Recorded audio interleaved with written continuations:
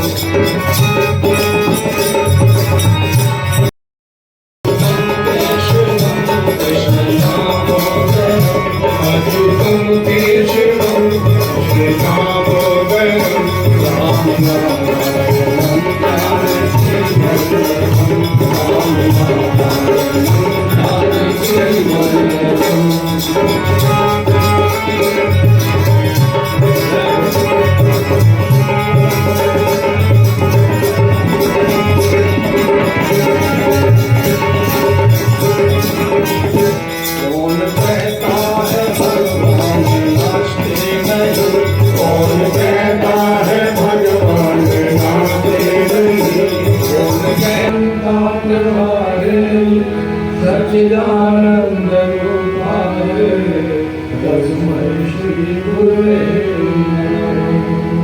लक्ष्मी मेधाधरा पुष्टि गौरी तुष्टि प्रभावती एकाधिकारी तनुभिः अष्टभिर्वां सरस्वत्यै नमो नित्यं भद्रकाल्यै नमो नमः वेद वेदांत वेदांग विद्यास्थाने तपस्करीय भगवं कजलक्युक्ता ये मां भजन्ति परां विहाय तेने जन्मनिकले वरेण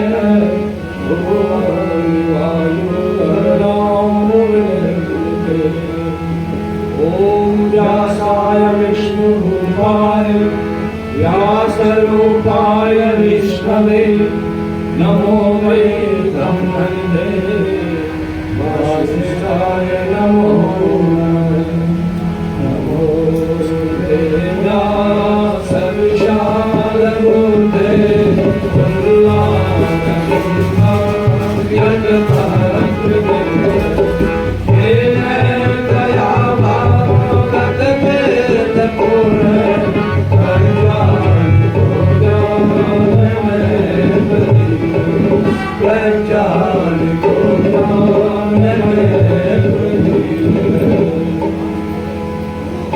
बोल शंकर भगवान की जय।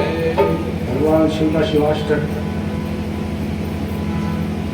आप लोगों को जिनके याद होगा साथ साथ गुनगुनाएंगे। उन्हें तो हाथ जोड़कर जो दोनों संगीतकार बंधु हैं ये आप रोज करें।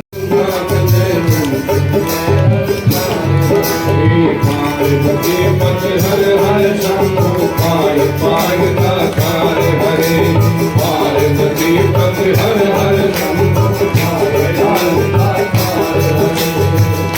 महेश जय जय महेश जय आदिदेव महादेव को जय महेश जय जय महेश जय आदिदेव महादेव को किस मुख से है जुड़ाते सकल कर अपार गुण गान हो किस मुख से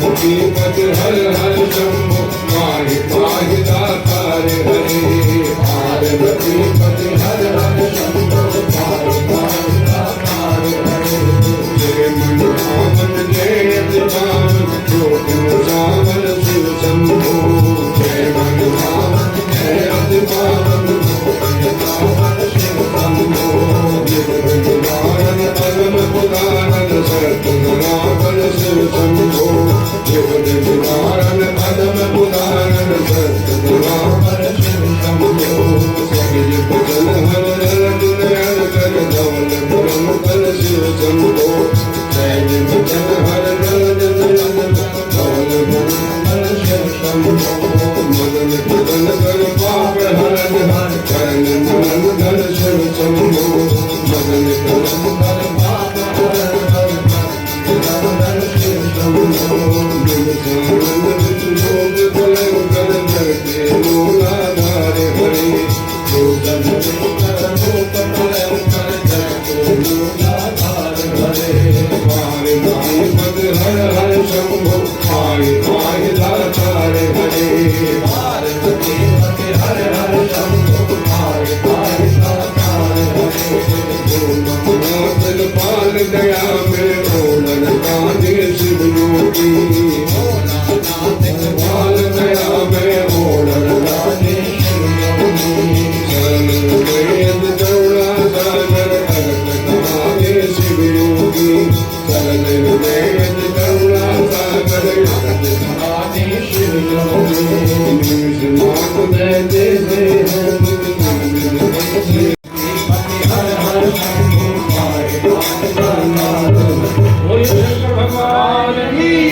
आपके संस्कार कैसे हैं, नाना नानी के संस्कार कैसे हैं, तो सबका एक जगह जो बंध जाता है, जो भारी होता है वो खींच करके लाता है। सत्संग से एक ही वाक्य से, एक ही सेंटेंस से आदमी की दिशा धारा बदल जाती है। एक सेठ जी का बालक शाम के समय भाई के लिए जा रहा था। बाप ने पहले ही मना किया हुआ था, सत्संग में नहीं जाना है, तो थोड़ी उम्र में के सन्यासी ना बन जाए। बाप को खतरा था, बहुत बड़ा कारोबार था। जब उड़ाई करके लौट रहा था तो रास्ते में कथा चल रही थी।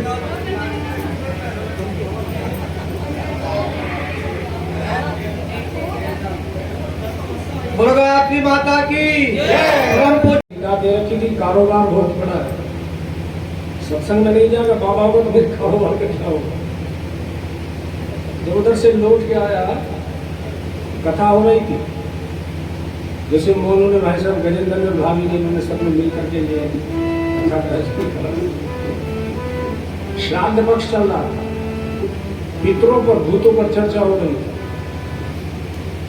बालक ने सोचा अगर कथा का एक भी सेंटेंस मेरे कान में गया तो मेरे पिता की आज्ञा का उल्लंघन हो जाएगा, तो कान में उंगली दे दूं तो कैसा है।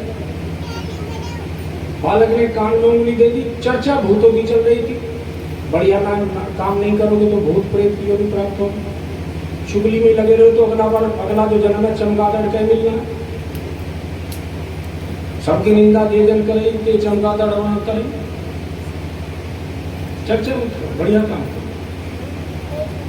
रेत की योनि भी तो इसलिए बन रही है, जितने गलत काम करने वाले हैं, जो ऊट पटांग काम करने वाले हैं, जितने सामने से दिख रहे हैं ऐसे है नहीं। रेत की योनि तैयार है। शाम का समय था, बच्चा चला जा रहा था, कुछ झोंका भोला सा हो गया, अंधेरा सा होने वाला था। जल्दी निकलो, कथा की आवाज में कान में ना पड़ जाए। खबर खबर में आगे पड़ी, ठोकर लगी, कान खुल गए। खोलो, चर्चा चल रही थी। भूतों के पैर पीछे को होते, भूत की परछाई नहीं होती। और दो चार उनके जो अवगुण थे वो गिनाए बच्चे। सुन लिया उसने, फिर कान में उंगली दे ली। शाम के समय दो चार अनाड़ी बालकों ने देख लिया कि सेठ जी का बालक जा रहा है, कुछ ना कुछ तो ले रहा होगा। नाले से आगे चल करके बाघ से पहले रोक लिए, दिखा रहे क्या ले रहा है। भूत भूत भूत ऐसे भूत करके उसके आगे पीछे पड़ गए। अभी तो कथा सुन के आया था, वो कंबल लेकर के जो उस पर टूट कर पड़ना ही चाह रहे थे, बच्चे का दिमाग एकदम घूम गया कि इनकी परछाई भी है, इनके पैर भी आगे हैं, तो ये भूत कैसे हो सकते हैं। उसमें आगे को चल करके छोटी सी लकड़ी सी पड़ी उठा कर, अभी देखता हूँ तुम्हारी ऐसी कैसी भाग के सत्संग का बड़ा है। अच्छा, सत्संग नहीं मिला तो कोई दिक्कत नहीं, लेकिन सत्संग मिल गया तो दिक्कत उससे ज्यादा हो जाती है। जिस अग्नि को आप देख रहे हैं दीपक जला रही है, पूजा कर रही है, हवन होता है तो उसमें बोलते हैं ओम अग्नये सुप्रथाराय यस्मान विश्वानि देव वायुरानि विद्वान योद्धस्म जुहुराण मेनो भूयिष्ठां तेन मुक्तिं विधेम। अग्नि जल जाती है, देवता प्रसन्न हो जाते हैं, कन्यादान उसी के सामने होता है। वही अग्नि रसोई में चली जाती है तो रसोई का संग मिल गया, खाना पका रही है, और थोड़ा सा गलत का साथ मिलने जा रहा है, वो वाला माचिस जलाई, उससे फूका और फिर अग्नि उच्छिष्ट होगी, झूठी होगी, और झूठी से ही काम चल जाता तो बात थी। उसे पीने के बाद नीचे डाला, अग्नि को पैर से पीछे। सत्संग नहीं मिला कोई दिक्कत नहीं, लेकिन सत्संग नहीं मिला तो कुछ तो करेगा, तो सत्संग में आएगा। आजकल कुछ कंपनी के बड़े बड़े अधिकारी एक बात का बड़ा ध्यान रख रहे हैं, जो बच्चे अध्यात्म से जुड़े हुए हैं उन लोगों को थोड़ा सा ज्यादा प्रायोरिटी दी जा रही है, वरीयता दी जा रही है। कारण बोले एक को आपने 10-20 लाख रुपए लगा करके अमेरिका, इंग्लैंड या फ्रांस भेजा, उसे ट्रेंड करके बुलवाया, अभी 1 साल भी नहीं हुआ था, दूसरी जगह जॉब पर आ गया, लात मारी, वहां तक ज्वाइन कर दिया। जो बच्चा, जो भाई, जो मुन्ना, जो बालक अध्यात्म होगा वो ये जरूर सोचेगा जिसका जितना लिया इतना तो कर दे। इसलिए सत्संग की बड़ी आवश्यकता है। और आप सब बैठे इसलिए हैं कि कथा है, भगवान शिव के चरित्र का गुणगान करेंगे, तो कथाओं का तो बड़ा रहता है। आप ये देख लिए 7 दिन है, 7 दिन की कथा है कि नहीं है। आज क्या दिन है? शनिवार है, शनिदेव की कथा है। रविवार में सूर्य की कथा है, मंगलवार में हनुमान जी की कथा है कि नहीं है, बुधवार में चंद्रदेव की कथा है कि नहीं है, बृहस्पतिवार में गुरुदेव की कथा है कि नहीं है, शुक्रवार में संतोषी मैया जी क्या बोलती है कि नहीं बोलती है। तो सब की सब कथा तो है। तिथियां कितनी हमारे सनातन धर्म में? 16। पड़वा से लेकर के अमावस्या 15 होगी और पूर्णिमा होगी। हर दिन की कथा है कि नहीं? कथाओं को तो बहुत महत्व है। जो भाई, जो बहन, जो बच्चे, जो बुजुर्ग संस्कृत के श्लोक नहीं पढ़ सकते तो कथाओं के माध्यम से उस सार को वो समझ जाते। इस श्लोक का सार ही है, इसका मतलब ये है। पड़वा के दिन गुड़ी पड़वा की कथा है कि नहीं? दोज को आजकल तो मोहन बाबा का दोज को बड़ा यात्रा का, तीर्थ यात्रा का उनको मानने का बड़ा अच्छा चल रहा, भगवान कन्हैया का स्वरूप। तीज को अभी हरियाली तीज गई है कि नहीं? चौथ को गणेश चतुर्थी की कथा होती है कि नहीं होती है? पंचमी को अब तो कोई नहीं करवाते हैं, लेकिन हमारे पिताश्री जो है बहुत सारे घरों में ऋषि पंचमी की कथा किया करते हैं, ऋषियों की। षष्ठी में हल्दर वाले की बलराम जी की षष्ठी की कथा है कि नहीं है? सप्तमी, अष्टमी, नवमी तीनों की तीनों तिथियां देवी की है कि नहीं है? देवी की कथा है कि नहीं है? नवमी को रामचरितमानस से राम जी का जन्म हुआ था तो रामायण को पढ़ना और उसकी कथा कहना बड़ा महत्व माना जाता है। दशमी में दशावतारों की कथा है कि नहीं है? एकादशी मैया की तो बात ही अलग है। एक साल में 24 एकादशी है, और अगर नौंद का महीना आ जाए तो 13 दूनी 26 एकादशी हो गई। एकादशी की तो महीना नहीं है। द्वादशी में फिर रुद्रावतारों की कथा है कि नहीं? त्रयोदशी में प्रदोष व्रत को कितने बालक करते करते शादी करवा जाते होंगे। चतुर्दशी में नरकासुर की कथा है कि नहीं है? और पूर्णिमा को तो बोले सत्यनारायण भगवान की जय। तो ऐसो तो कथा हम नहीं करती हूँ सत्यनारायण भगवान की। 1 बज गई अमावस्या। अमावस्या विशेष रूप से पितरों की है और श्राद्ध पक्ष आ भी 1 महीने बाद। तहसील के सामने शक्तिपीठ है, वहाँ पर फ्री ऑफ कॉस्ट सारा का सारा हम लोग व्यवस्था करते हैं। जो आपको नहीं लाना, तिल आपको नहीं लाना, चंदन आपको नहीं लाना, दूध आपको नहीं लाना, दही आपको नहीं लानी, शहद आपको नहीं लाना, कुछ लाना नहीं है, जाना है। और उस वेद उस विधि विधान से वो श्राद्ध तर्पण किया जाता अमावस्या वाले दिन। देखोगे तो व्यवस्था आपको शायद गया के सिवा कहीं मिलने के लिए शांति मिलती है। हाँ, अगर आपको ये लग रहा है कि काम ठीक हो रहा है तो वो रसीद वाला बैठा उससे कहना पड़ेगा आपको, भाई साहब हमने कुछ देना चाह रहे, मांगने वाले नहीं। जिन लोगों की भगवान ने व्यवस्था कर दी है, जिनको खाने पीने का ठीक है, तो धर्म के क्षेत्र की तरफ भी तो मुड़ो। देवबंद से सैकड़ों बच्चे छोटे छोटे चल करके टोपी लगा करके हमारे यहाँ पर प्रचार प्रसार करते हैं। कलछीने में एक बार हम यात्रा कर रहे थे, कलछीने में कुछ लाला है तो हमारे सुहाग भाई साहब पीछे पीले कुत्ते वाले बैठे हैं, के साथ हम बोला जाते हैं।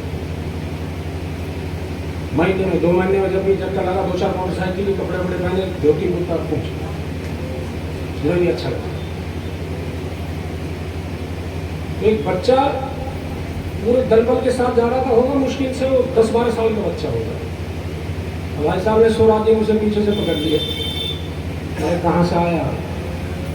उसने बताया जेल के कहीं से बाहर से आया था, 10-12 साल का बच्चा। कहाँ जा रहा है? उसी के लिए जा रहे हूँ जिसके कहने में पाबंदी लग जाती है, फांसी बहुत देते हो, उसी काम के लिए जा रहा है। जिनकी व्यवस्था अगर ऐसी हो गई है कि खाने पीने का काम ठीक ठाक है, किसी से मांगने की आवश्यकता नहीं है, बच्चों की जिम्मेदारी पूरी हो गई है, तो थोड़ा उधर को भी चलना चाहिए।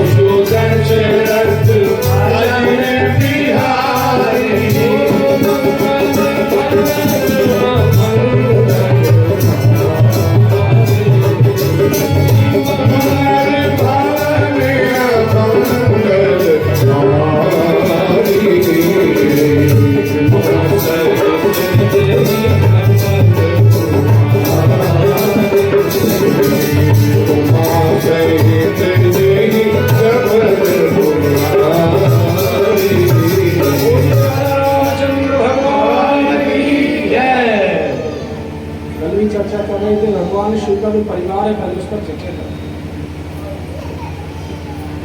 माँ के सामने अगर बाप की बड़ाई करोगे तो बहुत खुश होती है सबंदा। बाप के सामने माँ की बड़ाई करो तो उसे अच्छा लगना ही चाहिए। बेटा मैं ठीक है, जमीन है, जायदाद है, नौकरी है, पेशा ठीक है, लेकिन तेरी माँ के बिना मैं कुछ कर सकता हूँ? मैं बाहर गए तो काम कर सकता हूँ? और उसके लिए सबसे बड़ा थानेदार बाप भी होता है। बालक जरा सा कुछ क्या काम देते रहे बाप को।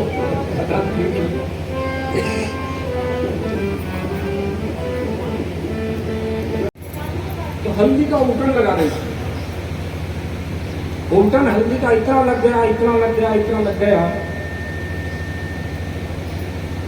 क्योंकि सब्जी में हल्दी गलती हम तो सोच रहे हैं इसका उन्हें पता है एंटीसेप्टिक।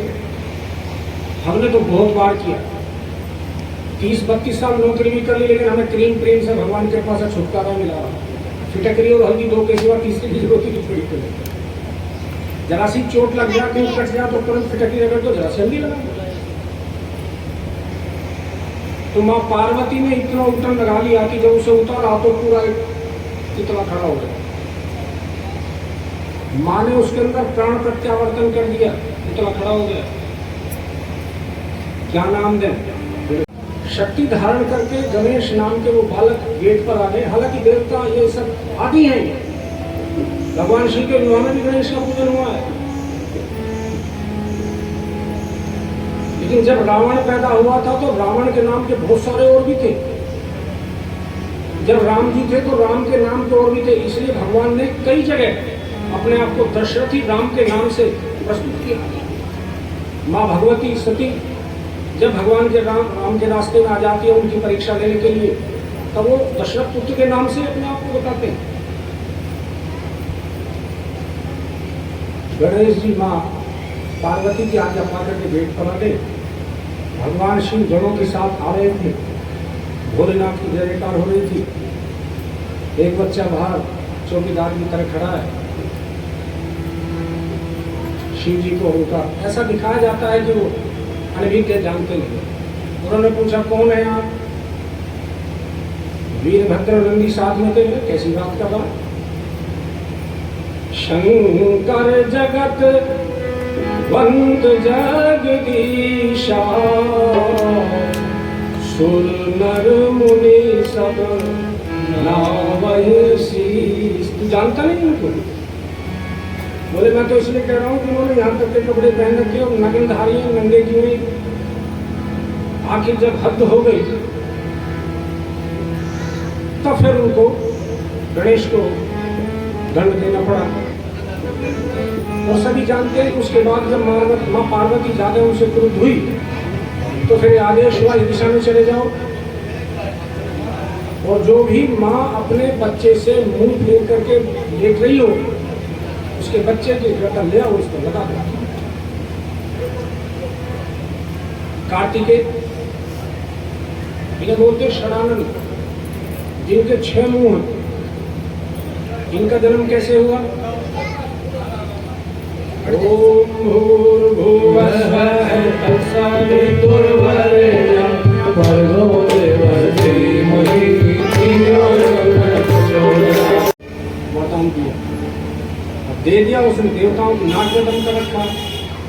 देवता इकट्ठे होकर जब ब्रह्मा जी के पास आए, ब्रह्मा जी से कहा महाराज ये क्या कर दिया? इसने तो बेड़ा कर रखा है, कुछ तो उद्धार करो। बोलो चलो एक काम करते हैं, कामदेव के पास चलो। कामदेव से जाकर के कहेंगे तू खड़ा होगा, जाकर के शंभू की भगवान शिव की जो समाधि है उसे तोड़ो। सारे देवता इकट्ठे होंगे। अब जिस बेचारे के घर पर कोई जाता ना हो और गांव के प्रधान से लेकर के और पुराने जो मूर्धन्य आदमी हैं, जो गांव के जागीरदार हैं, जो जमींदार हैं, उसके घर पर जाकर के इकट्ठे हो तो समझ तो जाएगा ही मामला कुछ ना कुछ गड़बड़ाना। देवता जब कामदेव के द्वार पर गए तो समझ गया गड़बड़ कुछ ना कुछ बड़ी है। बोले जाइए आप सबका स्वागत है, मेरे लिए हुक्म करो, आज्ञा करो, मुझे क्या करना। बोले शिव जी की समाधि तोड़वानी है। उसे समझते देर में लगी है कि या तो शिव जी से मरेगा, हानि मुझे मार ही देंगे। उसने सोचा फिर तो शिव जी के हाथों में कल्याण हो ज्यादा ठीक रहेगा। जैसे रावण सीता के हरण के लिए मारीच के पास गया और उससे कहा कि भाई तू नकली हिरण बन और नकली राम जी की आवाज निकालना ताकि सीता का मन डोल जाए और मैं साधु बन करके जाऊंगा, वो भिक्षा देने के लिए आएगी, मैं उसका हरण करूंगा। मारीच ने सोचा दोनों प्रकार से मरना है, या तो इससे दुष्ट से मर जा और या फिर राम जी मेरे पीछे पीछे दौड़ेंगे, मैं उनको आवाज लगाऊंगा, मुड़ मुड़ के पीछे देखता रहूंगा, उनके दर्शन करता रहूंगा, काम में गलत कर रहा हूं, मेरा वध कहने की कल्याण का मेरा हुई है। कामदेव भगवान शिव की समाधि तोड़वाने के लिए तैयार हो गए। ठीक है जी, जाता हूं। और जो वातावरण कामदेव ने भगवान शिव की समाधि तोड़वाने के लिए वहां पर बनाया तुलसीदास जी ने रामचरितमानस में उसका ऐसा वर्णन किया कि जो यति थे, जो ब्रह्मचारी थे, उनका मन डोल गया। वृक्षों की जो शाखाएं थी वो इस प्रकार हिलने लगी कि जैसे वो पेड़ को लगातार छोड़ने का प्रयास में। चकवा चकवी जो दूर दूर रहते थे लगा के नजदीक आने वाले हैं। नदियां तेज तेज चल के समुद्र में गिरने लगी। वातावरण ऐसा मादक हो गया कि एक दूसरे के प्रति जो मर्यादा है सारी मर्यादा भंग होती दिखाई दी। लेकिन भगवान शिव की समाधि टूटी नहीं। रामदेव ने सोचा अब नहीं टूटेगी तो मुझे कैसे मानना ही होगा। अब जो उसके पास जो दूसरा हथियार था रामदेव, ये हम कार्तिकेय की कथा के बारे में चला लो। भगवान शिव के दूसरे वाले को उनका जन्म कैसे उस पर चल रहा। अब उसने आम के पेड़ के बीच में बैठ करके, और पंचशर उसके पास में थे, उसमें बहुत सारे फूल और बड़े मादक चीज उसमें लगी हुई थी। वहां से उसने तीर छोड़े 5 और सीधे सीधे भगवान के हृदय में उसका पदार्पण करा दिया। भगवान शिव उठे। तीसरा नेत्र खुलता है तो फिर गड़बड़ी होती। चारों तरफ देखा, कुछ दिखाई नहीं दिया। आम के पेड़ के बीच में, टहनियों के बीच में कामदेव बैठा। जैसी नजर पड़ी भस्म, राख भी दिखाई नहीं दे रही है। हड्डियों की तो बात ही छोड़ दो। महाराजा परीक्षित का जब अंतिम समय आया था और तक्षक ने उनको फूंक मार करके, इतना जहर था तक्षक के अंदर कि जब उन्होंने उस पर अपना वार किया जहर का, तो महाराजा परीक्षित जी का अंतिम संस्कार नहीं हुआ था। कामदेव का वही हाल है। अब कई बार आदमी का तो काम हो गया, लेकिन बच्चे जो घर वाले हैं उनका क्या। रति भगवान शिव के शरण में आई कि प्रभु मेरा क्या दोष था। उन्होंने कहा देवी एक बात तो देखो कि जो स्थिति कामदेव की रही थी उसे दोनों प्रकार से उसका अंतिम समय था। लेकिन मैं तुझे विश्वास दिलाता हूं, द्वापर में इस धरती का भार हरने के लिए भगवान श्री कृष्ण के रूप में हरि अवतरित होंगे। उनका पुत्र जो प्रद्युम्न होगा वो कामदेव, तब तक ये अनंगी रहेगा। तो कहने का मतलब ये है कि भगवान शिव की समाधि टूटी, देवता भगवान शिव के पास में आए, उनसे प्रार्थना की। कई बार आपने काम कराने के लिए बड़ी मीठी मीठी बात करता है, पहले कभी मीठी बात नहीं करी। अजी हम सब की ये इच्छा है, आप जरा ब्याह कर लो। मेरे ध्यान से तुम्हारा क्या काम है, सही सही बताओ क्या बात है। अब सही सही बात यह है कि माँ पार्वती से भगवान का शिव हो जाए, उनसे संतान पैदा हो जाए, वो काट का सुख बोध कर दे। वही बात हुई है। भगवान शिव ने श्री रामचरितमानस में, रामायण में वर्णन आता है, बोला एवं ऐसा है। और फिर आगे की कथा आपको कल परसों में सुनाएंगे। सप्तऋषि आ गए, फिर वो पार्वती के घर चले गए। वहां से लगन लिखा गया, ओम स्वस्ति श्री स्वरूप सकल गुण धाम गंगा जल निर्मल यमुना शीतल पावन पवित्र शुभ चरित भक्तवन सावधान ग्राम सारा के फलाने को कैलाशी निवासी के राम राम वंशना, वो सब लिखा गया। उसमें ब्याह की तारीख तय हो गई, दोनों की शादी हुई, कैलाश पर रमन करने लगे। और तब कार्तिक के जो शरायन है ये पैदा हुए और फिर इन्होंने तारकासुर का वध किया। अब पूरे के पूरे कुंडे की पूजा करते हैं। देखिए गौर करिए, भगवान शिव है, पार्वती है, भगवान गणेश हैं, कार्तिकेय हैं, और जब ये हैं तो फिर इनके जो वाहन हैं उनकी भी पूजा होती है। जब मंदिर में जाते हैं तो फिर उसमें जो बाहर नंदी बैठे तो तिलक लगता है कि नहीं लगता है। पहले उन्हीं के चरणों पर हाथ जाता है। देवी के दर्शन करने जाओगे तो भैरव बाहर है कि नहीं है। बैल धर्म का प्रतीक है, धर्म का। भगवान धर्म पर बैठे। बैल श्रम का प्रतीक है। अब तो ज्यादातर भैंसे चल रहे, बार बार लगा करके काम ले लें। बैल बार बार जोर लगा देता है, लेकिन भैंसा एक बार लगाने के बाद थोड़ा ऐसे पीछे। बैल धर्म का प्रतीक है, बैल श्रम का प्रतीक है। इधर बैल है, उधर माँ की सवारी शेर है। अगर जंगल में बैल के घूमता मिल जाए तो शेर छोड़ देगा उसको। लेकिन जब लड़की की शादी होगी, जब तक उसकी गौर पूजन नहीं होगा तब तक ब्याह पूरा नहीं माना जाएगा। भले ही 36 का आंकड़ा हो, ये दोनों शरीर एक है। एक में जो कमी है दूसरा उसको धीरे से बताएगा, समझाएगा। देखो ये हमारे घर वाले भी आए हुए थे, आपने बात बड़ी ऊंची आवाज में कही, ये गलत बात है। पूरे के हाथ की गलती होती माननी चाहिए। इसलिए पूज्य गुरुदेव शांतिपुर ये जो संस्थापक रहे हैं, उन्होंने लिखा है कुछ और संस्कार कराओ या मत कराओ, वर्ष में एक बार शादी की वर्षगांठ जरूर होनी चाहिए। तो जरूरी थोड़ा ही है भाई, मोनू का विवाह ठीक है, भाई साहब गजेंद्र जी माँ है, सब ने अपना हिसाब किताब ठीक कर दिया, हो गया काम। लेकिन कोई जरूरी नहीं है। 5 दीपक जलाओ, लोटा जल का भर के रखो, मंदिर के पास बैठो, जो आपका गुरु मंत्र है उसका गुणगान करो, 10-5 बार गायत्री मंत्र का उच्चारण कर लो, महामृत्युंजय सब प्रकार के कष्टों का हरण करता उसका ले लो।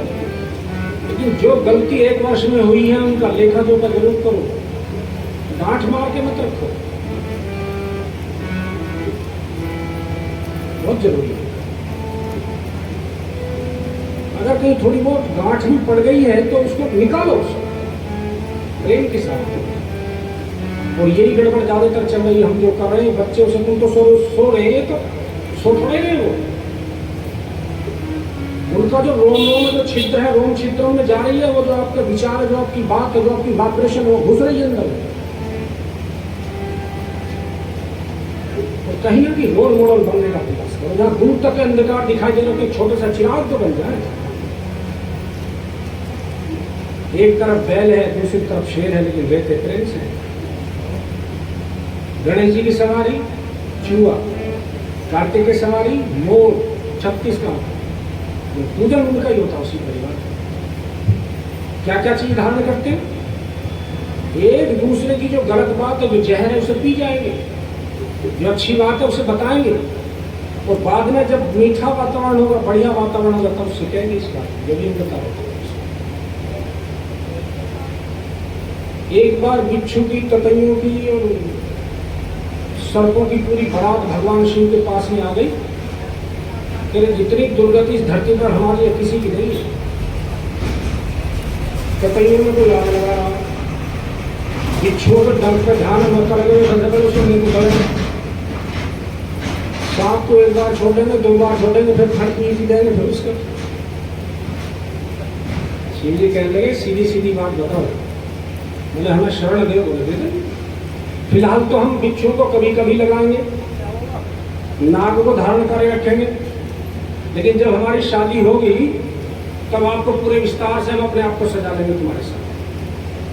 तय हो गई। एक पार्टी निकली थी, दूसरी पार्टी फिर आ गई।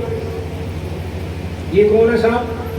भूत, पिशाच, मसान, भैरव, जो शमशान में रहने वाली सारी शक्तियां। बोले हमारी इतनी दुर्गति है, हम भूत हैं, हमें कोई बोतल में बांध के कहीं फेंके, कहीं काटे, कहीं तोड़े, कहीं फोड़े, हमारे को ध्यान दो। चले ठीक, हम शमशान में जाने तक निवास करेंगे, और जब शादी होगी हमारे बारात में भी आप चलो। यह नीचे जाएंगे तो हृदय में भगवान का निवास है, ऊपर यहाँ रख नहीं सकते, धारण कर ले। बहुत सारी वनस्पति ऐसी है जिसे कोई पसंद ही नहीं करता।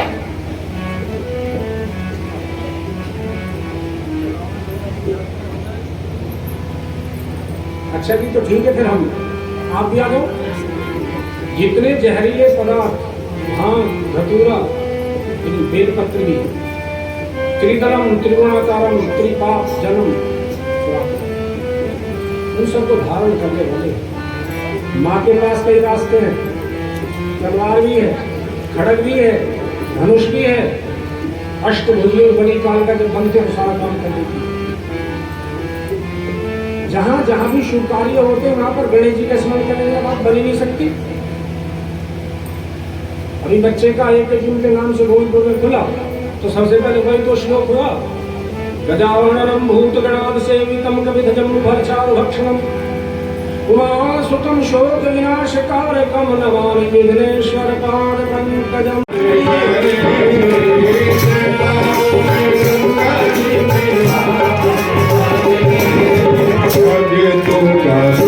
शिव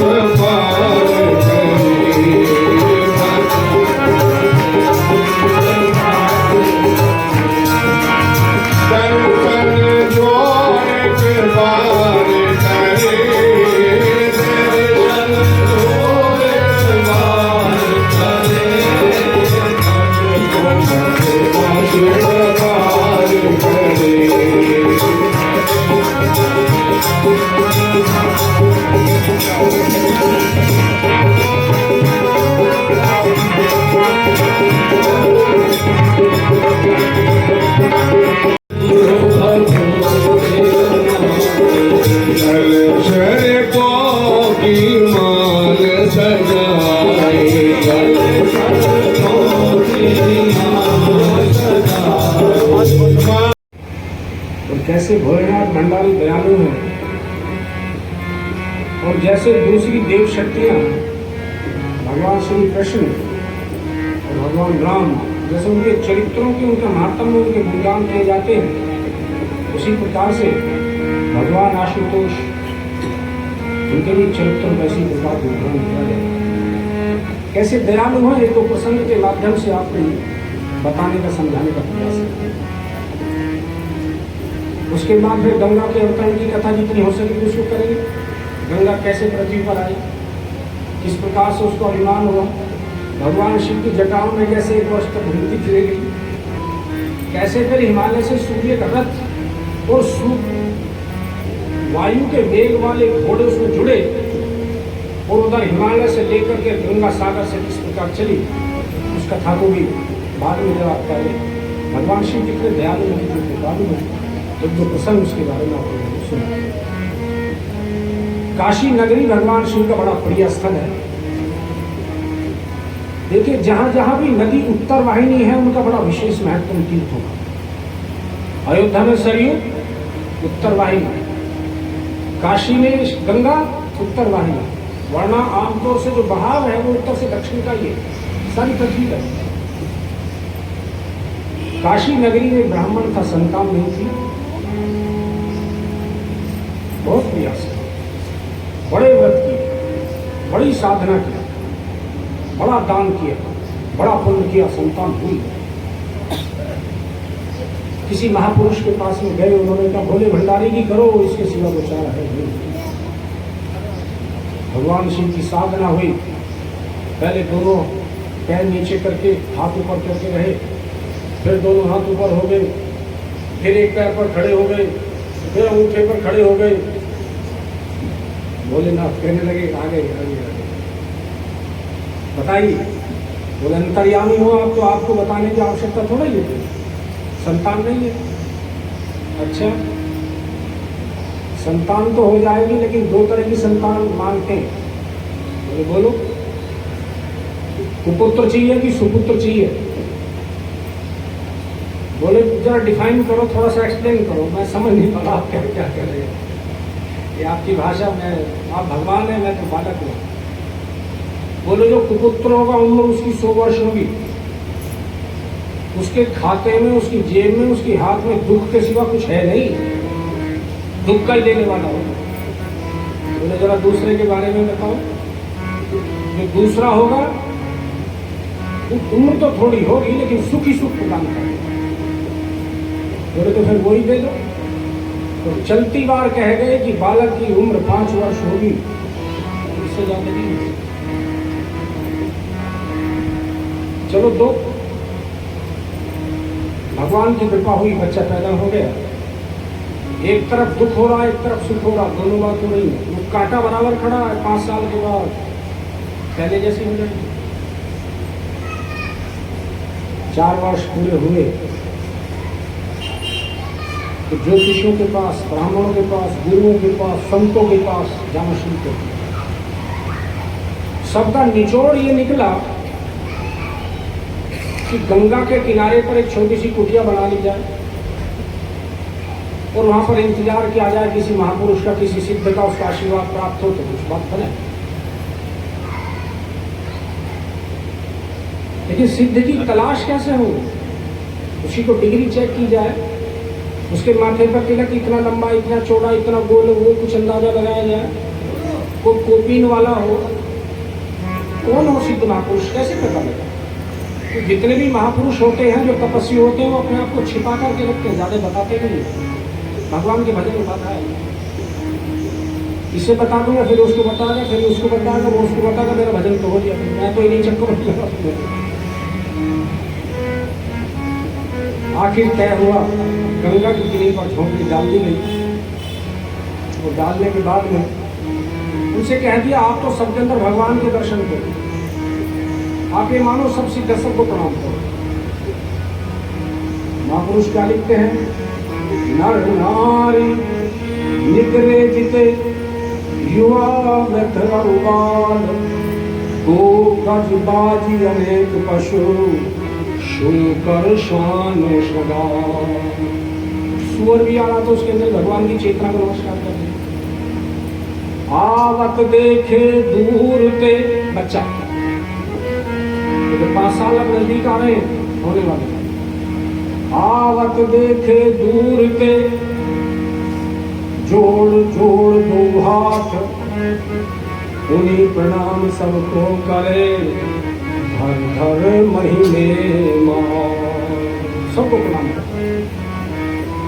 जो भी है उसे प्रणाम करे। भगवान की चेतना इसके अंदर है। हो सकता है ये सिद्ध। अब काशी नगरी में भगवान की ऐसी कृपा हुई, एक बार सप्तऋषि घूम के धाम किया। और जैसे ही सप्तऋषि आए तो पहले पिता ने दंडवत प्रणाम किया, फिर पुत्र ने दंडवत प्रणाम किया। उन्होंने कहा चिरंजीवी हो, चिरंजीवी हो, चिरंजीवी हो। ब्राह्मण ने स्वच्छात बन गई, क्योंकि ये वो ऋषि है जिनकी भगवान भी बात नहीं काटते हैं। अब ये कुछ ना कुछ मेरा समाधान कर देंगे। मुनिमंडल का महिमे करके द्विज बालक दंड प्रणाम करे, चिरंजीवी भव, चिरंजीवी भव, ऋषियों ने आशीर्वाद दिए। अब पिता क्या बोलता है? अरे आप तो चिरंजीवी को इसको कह रहे हो, लेकिन इसकी तो उम्र 1 वर्ष भी नहीं है, ये बाकी। कर जोड़ पिता बोला कि होंगे वचन आपके सत्य कहे, इस दीन अभागे बालक की आयु में शेष दिन 3 रहे। आप क्या कह रहे हो? ये कैसे हो जाएगा? इसकी तो आयु में 3-4 दिन सारे रह रहे हैं। उन्होंने पूछा किसका बालक है? बोले काशी के ब्राह्मण उनका बालक। अच्छा, आशीर्वाद किसने दिया जो आपको ये पता लग गया कि इसकी आयु में 4 दिन रह रहे? बाप ने कहा इस बात को नहीं बताऊंगा कि वो भोलेनाथ है, आप उनसे जाकर के लड़ोगे, आपकी जानकारी है ये नहीं।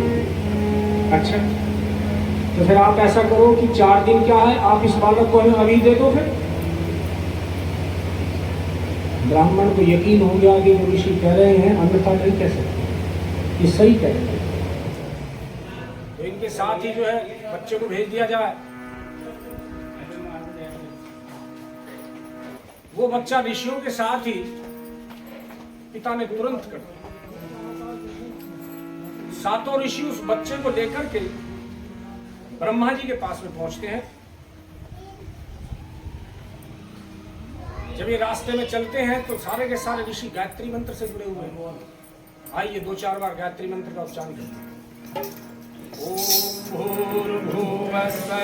तो किसी उसके बीच के आदमी से भी संपर्क हो, सीधे कैसे मिले? और शिवजी तक जाना है तो सप्तऋषि सबसे पहले ब्रह्मा जी के पास गए। पहुंचे वहां पर बच्चे को लेकर के, ब्रह्मा जी को प्रणाम किया। सप्त ऋषियों को ब्रह्मा जी ने आशीर्वाद दिया, चिरंजीवी हो, चिरंजीवी हो। वचन सुन के ऋषि मंडली चली, सुन ब्रह्म वचन सुन के ऋषि मंडली चली। अपनी बला चली, अपनी बला चली, अपनी बला चली, अपनी जैसे ऋषि वहां से खिसकना चाह रहे थे, ब्रह्मा जी ने पकड़ लिया। बात क्या? बोले बालक और आप है, आपका आशीर्वाद और बालक है, हम आपके बीच में नहीं है। बोले पूरी बात बताओ। बोले इसकी उम्र में 2 दिन शेष हैं। बोले ये भला यहाँ किस लिए ले आए? मेरी जान को ये कर दिया तुमने। जब शिवजी का आशीर्वाद है, इसे भागी देख सके त्रिपुरारी, इसे तो कहीं तो चलाएंगे नहीं। हमारा हमें तो काम होगा, हम चलना चाह रहे हैं। उन्होंने कहा तो रुको, थोड़ी रुकी। वो रुके, ब्रह्मा जी ने ध्यान लगाया। मानो मन ही मन में कल के लिए अपॉइंटमेंट भगवान शिव से उन्होंने दे दी। कुछ जरूरी काम है, कैबिनेट की मीटिंग में वो प्रस्ताव पारित कराना, वक्फ बोर्ड का प्रस्ताव है, 5 जरूर का पता नहीं। राष्ट्र संकट में है, कोई मुकदमा नहीं है, कोई सुनने वाला ही नहीं। अच्छा, बोले राजा रामचंद्र भगवान की। जी सप्तऋषि और वो 5 साल का होने वाले बालक को लेकर अगले दिन शिवलोक पहुंचे। सबसे आगे आगे ब्रह्मदेव हैं, उनके पीछे सप्तऋषि हैं, उनके पीछे वो छोटा सा 5 साल का होने वाला बालक है। ओम नमः शिवाय, ओम नमः शिवाय, ओम नमः शिवाय। ब्रह्मा जी ने प्रणाम किया। भगवान शिव ने कहा आयुष्मान भव। धीरे से सप्तऋषि भी लग गए, बालक सबसे पीछे। प्रणाम प्रणाम प्रणाम, ओम नमः शिवाय, ओम नमः शिवाय, ओम नमः शिवाय। बच्चा भी धीरे से चरणों में लग गया, बोला चिरंजीवी हो। 5 मुख से 5 बार आशीर्वाद मिला। आशीर्वाद ही उनका है वो बच्चा। चिरंजीवी हो, चिरंजीवी हो, चिरंजीवी हो, चिरंजीवी हो, चिरंजीवी हो। अब सप्तऋषि और ब्रह्मा जी पीछे हो गए, बालक आगे हो गया। वो आपस में बात करने लगे। शिव जी कहने की बात क्या है? बोले आपका ही दिया हुआ आशीर्वाद है, आपका ही बालक है, दिन एक ही रहा इसका। शिव जी कहने लगे कहाँ काशी का है? बोले ब्राह्मण का बच्चा है। बोले हाँ। तो 5 वर्ष का आशीर्वाद तो हमने उसको दे ही रखा। बोले 5 वर्ष का तो है, लेकिन वो तो कल ही पूरे होने वाले हैं। बोले अब आप इसे हमारे पास ले आए ना। बोले हाँ ठीक है, आप जाओ। वहीं पर एक विशाल शिवलिंग रखा हुआ था। उस बच्चे से कहा ऐसा कर बेटा, ओम नमः शिवाय का जाप कर, महामृत्युंजय का जाप कर, शिवाष्टक जपो। बच्चा प्रार्थना करने लगा। ऋषि भी चले गए, ब्रह्मा जी भी चले गए।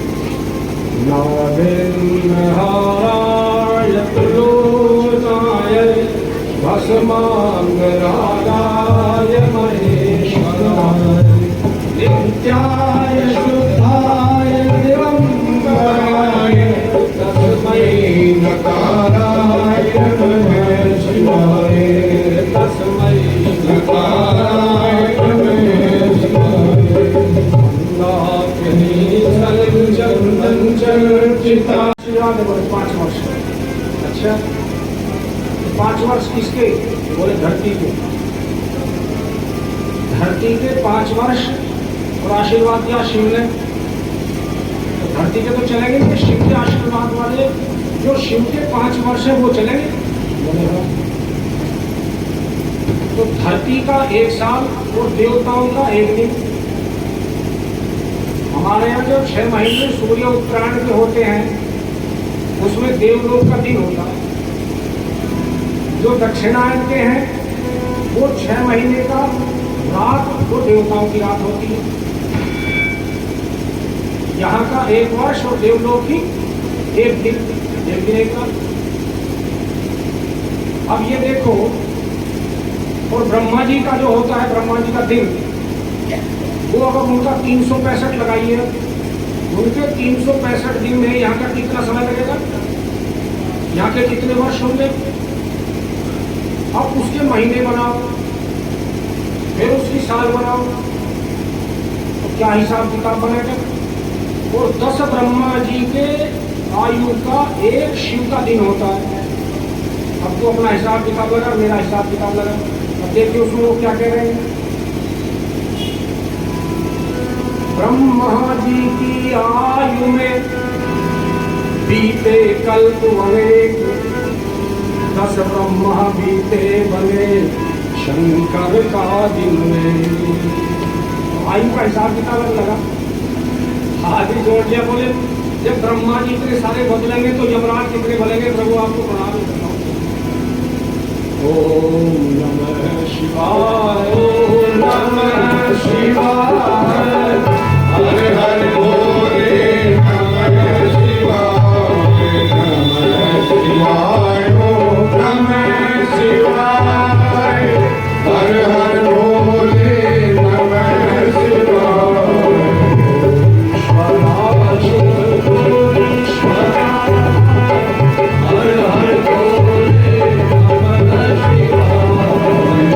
योगेश्वराय शिव योगेश्वराय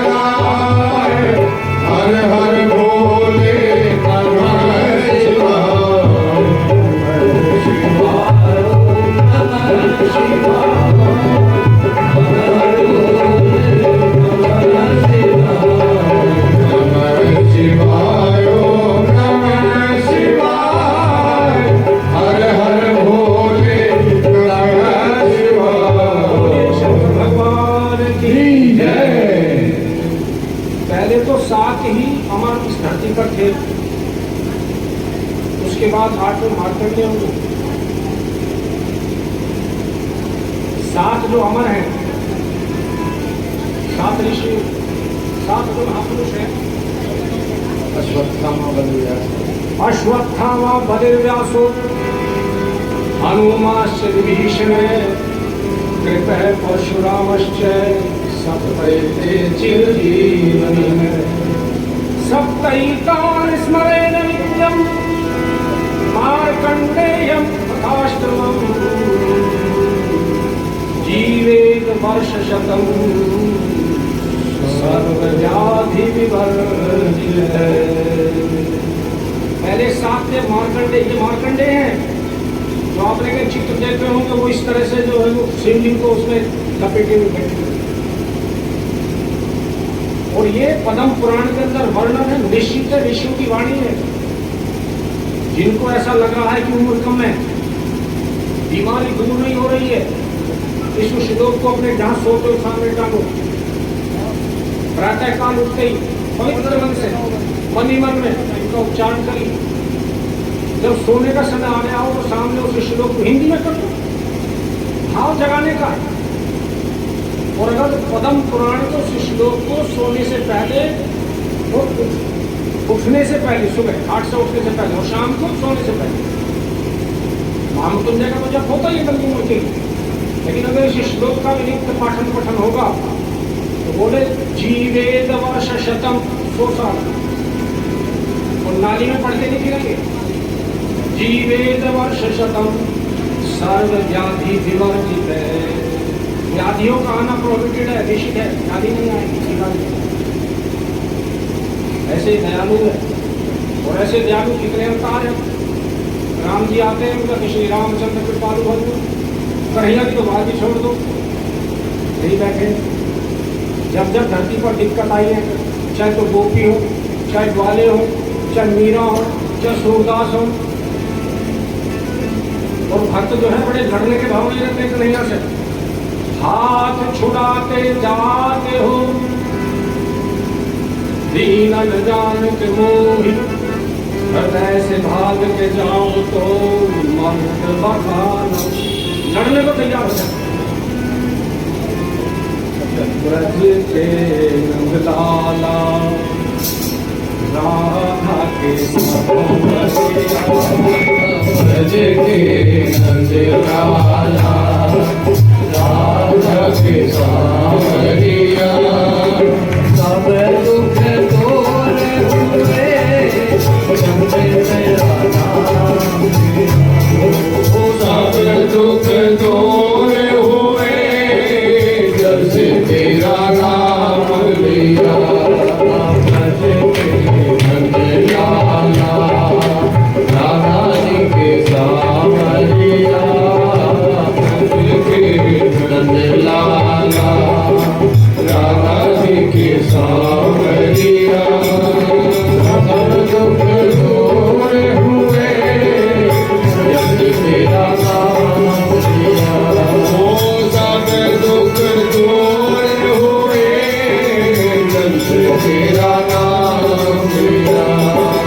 तीर पुकारे आगा गिरधर गोपाल, गिरधर गोपाला, गया अमृत में कृष्ण को बड़ा प्यारा, बन गया अमृत में कृष्ण का बड़ा प्यारा, बन गया अमृत में कृष्ण का बड़ा प्यारा।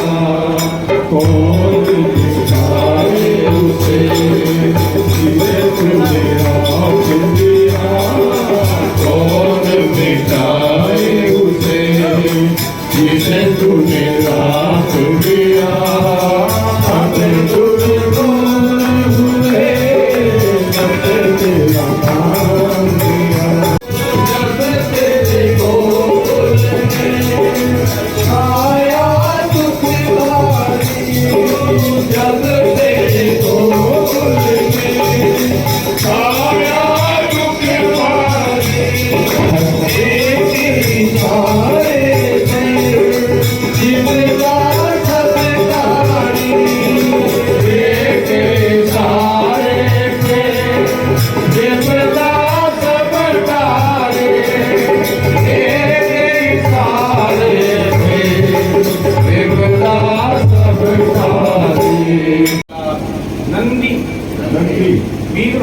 वीरभद्र भैरव भैरव अश्वत्थामा अश्वत्थामा शरभ शरभ दुर्वासा दुर्वासा हनुमान हनुमान वृषभ वृषभ बृहस्पति बृहस्पति यतिनाथ यतिनाथ कृष्ण दर्शन कृष्ण दर्शन भिक्षुवर्य विष्णुवर्य सुरेश्वर सुरेश्वर किरात विराट सुनट नर्तक सूर्य नर्तक ब्रह्मचारी ब्रह्मचारी यक्षेश्वर यक्षेश्वर अवधूत अवधूत इन ऊपर वाले गुरु ने उनके खंडावतारों में अवधूत हुई।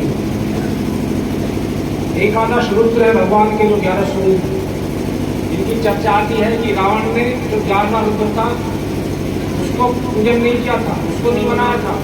11 रुद्र में कल्याण करते हैं, वो 11 जो रुद्र उनका भी गुणगान करते हैं, वाणी को पवित्र करते हैं, हृदय में उनको धारण करते हैं।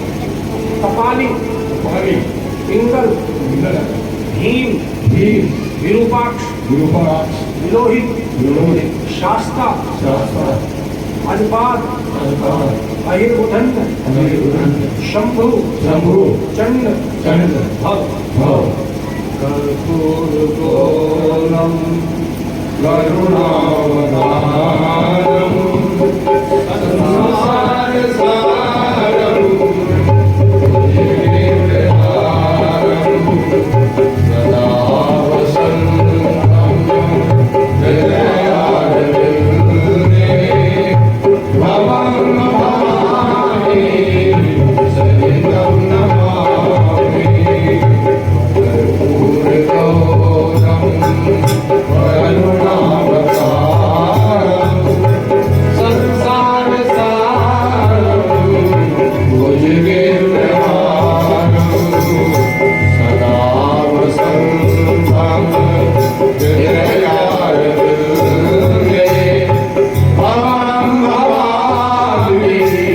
सहितं नमामि इन दिनों में जितने शिव जी की चर्चा की जा रही है, देव तो भूत महादेव एक ही, जिनकी निराकार और साकार दोनों के रूप में पूजा की जा रही है। लीला इनकी भी गजब की। एक बार पार्वती से कहने लगे, पार्वती कन्हैया की रास में अगर हमें भी ले चलो तो कैसा रहे।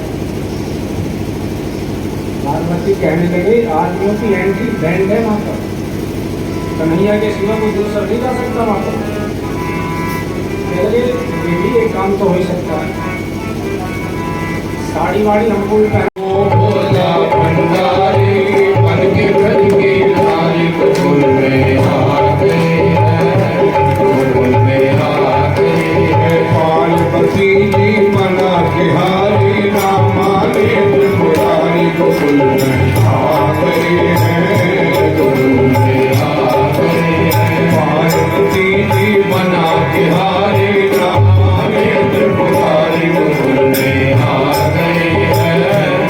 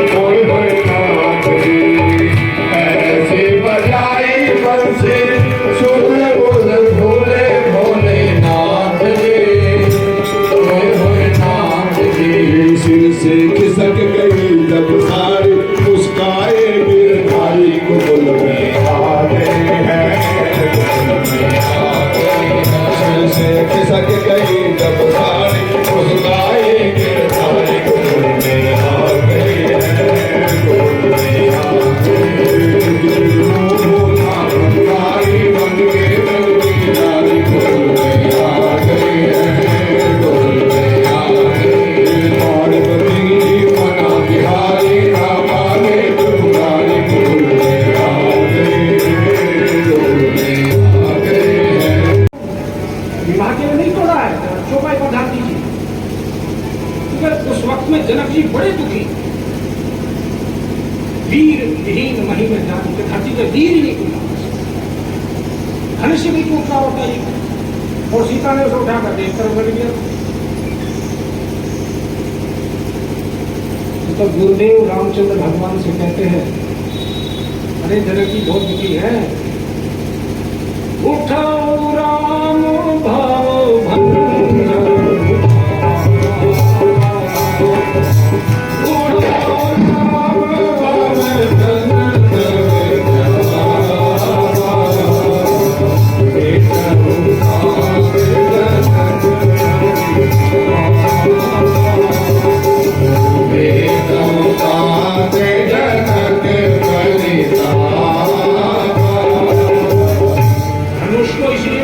जनक जी बहुत दुखी है, इसलिए सीता का सौदा इसलिए कर रहे, वो तो हो ही जाएगा। ऐसी पैनी दृष्टि विश्व की होती है, ऐसा ज्ञान होता है, ऐसे भंडार होते हैं कि भगवान भी उनके बनाए हुए जो उन्होंने मार्ग बना दिया है उस रास्ते में चलते हैं। विश्वामित्र जी से भगवान राम कहते हैं कि प्रभु ये बताओ गुरुदेव, ये जो नदी है कौन है, कहाँ से आई है, क्या है। अब गंगा अवतरण की कथा जो भगवान शिव ने धारण कर रखी उसकी कथा को प्रारंभ करते हैं। 1 से 5 का समय कथा का रखा गया है। आज थोड़ी विलंबित हुई है, लेकिन 5 बजे तक का हमारा ये प्रयास जरूर रहता है कि 5 बजे के बाद में बहुत सारे काम माता बहनों से होते हैं जो उनके सिवा कोई नहीं कर सकते। अभी भैया मोनू बता रहे थे कि रात आपस में हम सब लोग बैठे थे कि अब की बार जो कथा हो वो ऐसी हो कि रात के समय कितने बजे से, रात के 7 बजे से 10 बजे तक वोट गिनवानी पड़ेगी कौन कौन बोले राजा रामचंद्र भगवान की। आगे हम धन्यवाद उठा दिए, ठीक आगे जैसी भगवान की इच्छा, क्योंकि ये कार्य जो होते हैं ये भगवान की इच्छा से होते हैं। हम लोग भी चाहे हम आ रहे हैं, आप भी पैसा लगाने को तैयार हैं, कई बार अवस्था भी हो जाती है, तो ईश्वर की कृपा के बिना ये बड़े बड़े अनुष्ठान होते हैं। विश्वामित्र जी से, कौशिक ऋषि से भगवान श्री राम पूछते हैं गंगा के अवतरण के बारे में। गुरुदेव बताते हैं कि आपके कुल में महाराजा सगर नाम के राजा हुए। महाराजा सगर बड़े प्रजा पालक थे, बड़े दयालु, हर प्रकार से उनके राज्य में शांति, उपद्रवी डरते थे, सीमाएं सुरक्षित थी। आदमियों की तो बात छोड़िए, जो पशु जो जानवर थे वो जंगलों में आराम से चल से रहते थे, वृक्ष फलों से लदे हुए थे। ऋषियों की, महापुरुषों की, तपस्वियों की भगाने को में छेड़ दो, उनकी तपस्या में, उनकी पूजा में, उनकी साधारण को भगाने, बड़ा अच्छा काम चल रहा था। चौथापन आ गया, महाराजा सगर के संतान ने सब कुछ करा लिया, पुत्रेष्टि भी हो गए, भागवत भी हो गई, पितरों की गायत्री भी हो गई, बड़े बड़े अनुष्ठान हो गए। आखिर एक ही रास्ता निकला कि जो दोनों पत्नियां हैं, महारानी केशनी और महारानी सुमति, उनको लेकर के वन में जाया जाए और वहां जाकर के तपस्या। महारानी केशनी को और सुमति को लेकर के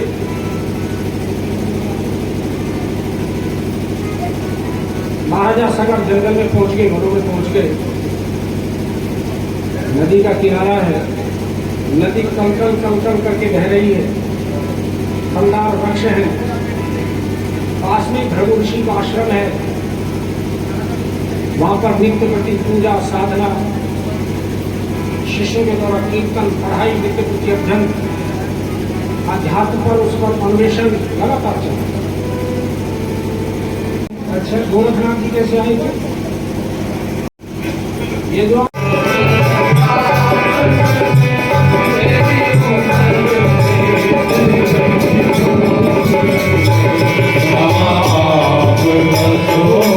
वृंदावन में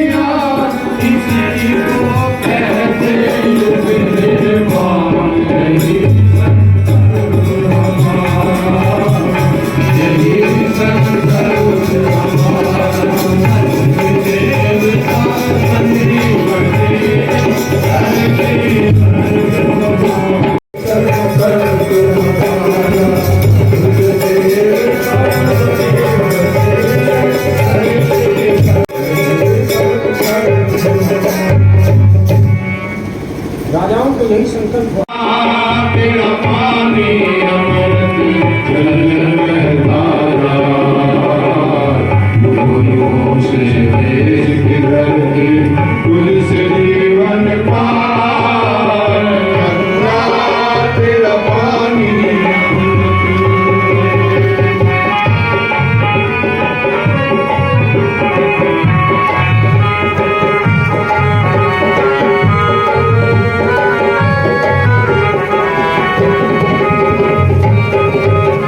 दूर हिमालय से तो आई कि सुहाने गाती, दूर हिमालय से तो आई कि सुहाने गाती। बस्ती बस्ती जंगल जंगल सुसंदेश सुनाती, बस्ती बस्ती जंगल जंगल सुसंदेश सुनाती। तेरी चांदी जैसी धारा, तेरी चांदी जैसी धारा, दिलों तक लहराए। गंगा तेरा पानी अमृत जल धारा,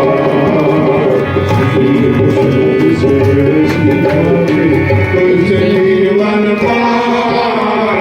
गंगा तेरा पानी अमृत।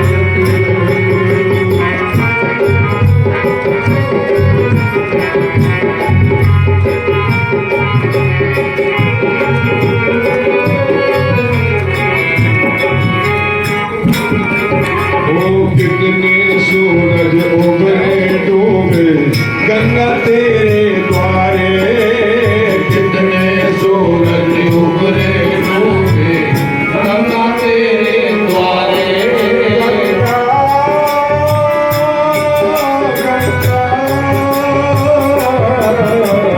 कितने सूरज डूबे उभरे गंगा तेरे द्वारे। कथा सुनाए तेरे बहते धारे, युगों युगों की कथा सुनाए तेरे बहते द्वारे। छोड़ के भारत का इतिहास लिखाना जाए। गंगा तेरा पानी अमृत जल बहता देश की धरती तुझसे जीवन पाए। गंगा तेरा पानी अमृत।